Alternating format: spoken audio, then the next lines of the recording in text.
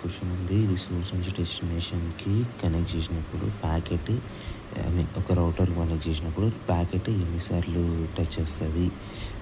ఈ లేయర్స్‌ని ఎన్నిసార్లు టచ్ చేస్తది అని ఉంది. రౌటర్ అన్నారు. ఒకటో రెండో మెన్షన్ చేయలే. దట్స్ ద ప్రాబ్లమ్ అనమాట.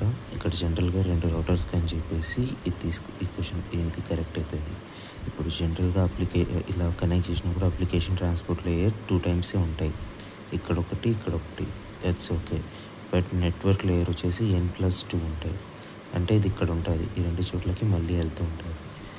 లైక్ ఈ డయాగ్రామ్ లాగా చేసుకోవాలి. Network layer, data link layer, presentation నుంచి డేటా లింక్ లేయర్కి, డేటా లింక్ లేయర్ నుంచి నెట్వర్క్ లేయర్కి, తర్వాత data link layer, presentation layer అట్లా.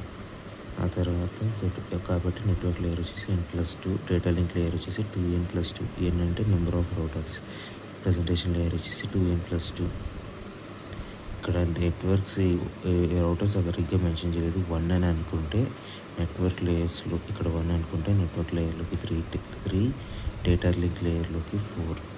ఇది కరెక్ట్ అవుతుంది. కానీ ఆన్సర్ షీట్స్ ప్రకారం ఇక్కడ 2 నెట్వర్క్స్ కనెక్ట్ చేసి ఎక్స్ప్లెయిన్ చేసినాడు అంతే.